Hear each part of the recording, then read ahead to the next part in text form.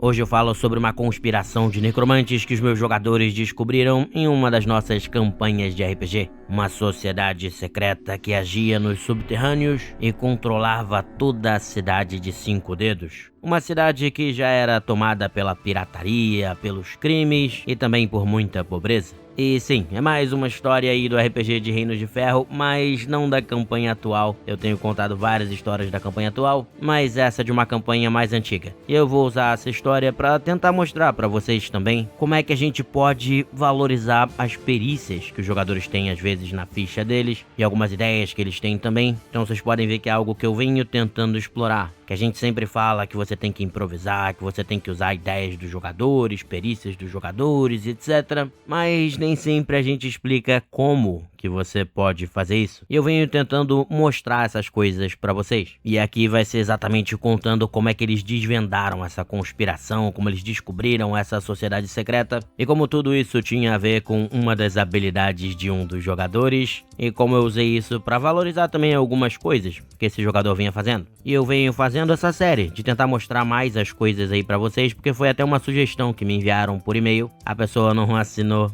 o e-mail, mas eu até peço a participação de vocês enviando e-mails para pensandorpgradio@gmail.com, pensandorpgradio@gmail.com, que lá vocês podem enviar sugestões de temas, podem enviar perguntas de vocês para eu responder e para responder com convidados aqui, mandar também falhas, críticas engraçadas dos jogos de vocês, histórias, NPCs que vocês criaram, enfim, criações de vocês, porque eu pretendo usar nos podcasts. Até porque a partir de hoje eles vão sair de segunda a quinta, para que vocês possam aí ter quase todos os dias da semana um podcast. E na quinta vai sair um episódio maior, mais longo em geral, com alguns convidados em que a gente vai falar de algum tema, ou então a gente vai responder as perguntas que vocês mandaram. Então é um grau de interatividade, muito conteúdo que vai ter aí para vocês. E essa pessoa mandou um e-mail falando: "Hey, Léo! Bom dia, sou um grande fã de seus canais. A partir dele já tive muitas inspirações e reflexões. Atualmente me inspiro no seu canal e algumas outras fontes, a exemplo do Fantasy Rearmed do Shadiversity, para criar ideias e questionamentos com o intuito aí de criar um sistema de RPG, assim como um cenário próprio." E aí ele diz aqui: "O ponto que quero chegar é a sugestão do podcast, que seria girando em torno de dicas para a criação de sistemas e mundos, talvez contando a partir de suas experiências de jogo. Bem, espero que seja uma sugestão agregadora para você. Grato pela atenção e abraço." Então é uma coisa que eu venho fazendo, até porque foi um pedido ali, eu quis ler isso também para mostrar que vocês podem participar mandando suas mensagens por e-mail aí, pensando em rpgradio@gmail.com, sem acento no rádio.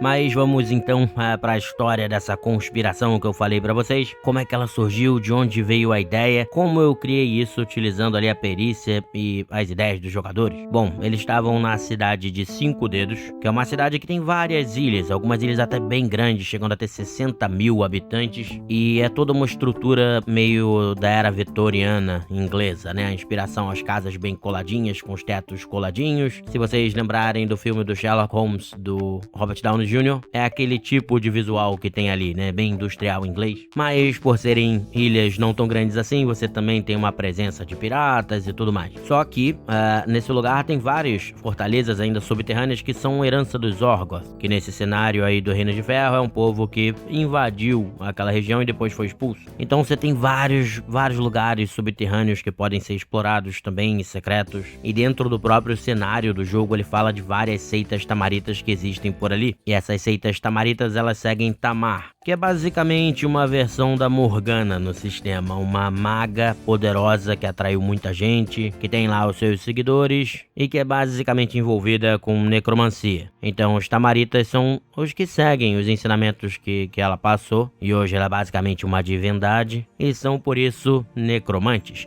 E a minha ideia aqui era aproveitar, já que já existia isso dentro do cenário do jogo, essas sociedades secretas, até a localização mais ou menos delas, e poder criar uma trama legal para os jogadores envolvendo isso. Um dos fios de trama da aventura, na realidade, que eu sempre tenho vários. Só que aí o que acontece? Foi uma coisa muito maneira que aconteceu nesse RPG. Eles iam toda vez ali, que eles faziam parte da Guarda Esmeralda, e ficavam numa parte um pouco mais rica da cidade. A cidade era muito pobre, mas esse distrito Esmeralda era um pouco mais abastado, era onde pessoas mais ricas públicas, andavam, era um pouco mais seguro também, graças à própria guarda de que eles faziam parte. E eles normalmente tomavam um café da manhã quando eles tinham um pouco mais de dinheiro, numa taverna um pouco mais chique, vamos dizer assim, que era dentro até de uma antiga torre Orgoth negra, mas toda bem decorada, com um clima legal e tudo mais. Então eles entravam ali, sentavam, comiam bem, bebiam bem e sempre conversavam com a garçonete que servia eles ali, porque volta e meia ela tinha algumas informações interessantes. Só que um dos jogadores ele costumava sempre observar, ele observava quem estava no lugar, os nobres que estavam no lugar, tentava prestar atenção. E além disso, nesse lugar ali também outra forma que eles usavam para coletar informações é que tinha um jornal que era distribuído justamente ali naquela taverna, que você podia comprar e tinha, né, notícias e outras coisas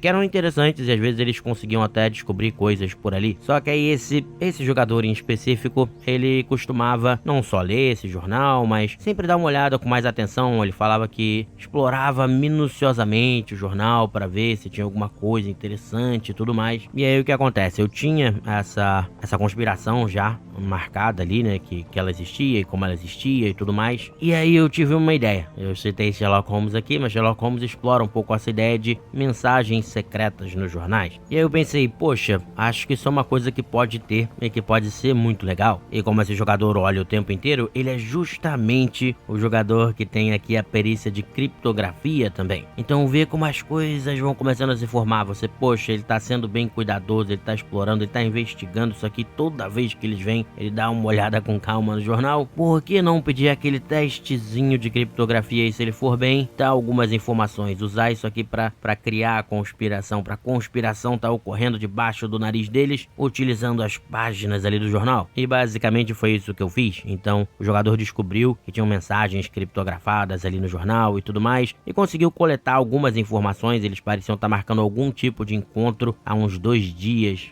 adiante, né? 2 dias depois do dia que ele estava lendo o jornal ali. Só que as informações paravam aí. Era só esse código, então apesar dele ter conseguido decifrar, ele ainda não tinha todas as respostas. O que é legal de você fazer, você dá algumas migalhas de pista e deixa os jogadores serem criativos. E felizmente eles começaram a ser bem criativos, porque um deles já pensou, tá, que jornal é esse, da onde ele vem? E eles foram perguntar lá pra garçonete, e aí ela explicou que é um jornal, falou onde é que era a redação e tudo mais. E então eles resolveram ir até a redação desse jornal, porque alguém lá fazia parte dessa tal conspiração, correto? Porque não era uma mensagem que tinha aparecido, sei lá, em um anúncio ou em uma matéria paga, não.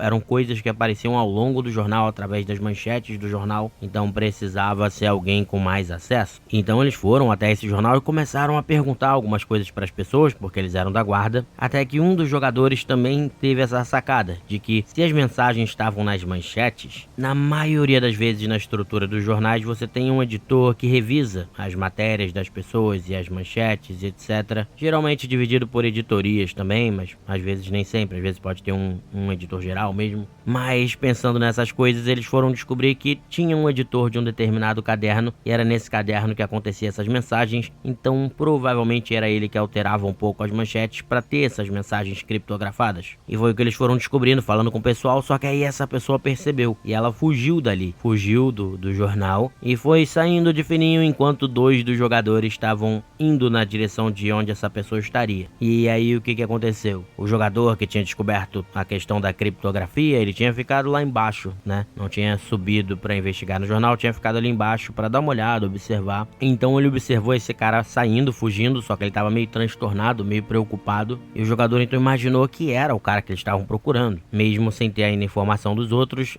dava para ele perceber pela forma como o cara tava nervoso. Ele tinha algumas habilidades para poder ter essa percepção um pouco mais aguçada e tudo mais. Então ele seguiu esse editor. Mas olha que legal, quanta coisa legal foi surgindo através da perícia da criptografia, e aí depois a própria inteligência dos jogadores, né, de investigar da forma que eles investigaram e descobrir quem era, que aí de repente esse cara, por saber fazer parte dessa conspiração, poderia passar outras informações importantes para os jogadores, mas o cara acabou saindo de fininho um pouco antes. E aí é que é legal, aqui eu tento abrir também de uma forma em que eles possam agir, em que eles possam se perguntar e em que os jogadores possam fazer coisas diferentes e inesperadas. Então assim, se eu fosse fazer uma aventura mais engessada, eles teriam que ir atrás desse cara e acabou. Mas eu deixo aberto para a própria criatividade dos jogadores também. Então o que aconteceu? Esse jogador em específico seguiu o cara, e esse cara entrou num café que tinha ali perto, só que ele percebeu que o cara começou a conversar em códigos ali com o barman, e aí sussurrou alguma coisa no ouvido dele, e a realidade é que o que estava acontecendo era justamente que ele estava pedindo para ser extraído dali, para rolar algum tipo de extração. Então o pessoal aí da sociedade secreta ia tirar ele dali para salvar a pele dele, e aí o jogador percebeu que estava acontecendo alguma coisa estranha, alguma coisa errada, só que aí ele acabou meio que perdendo a cabeça, e quando ele viu que o cara tinha falado com o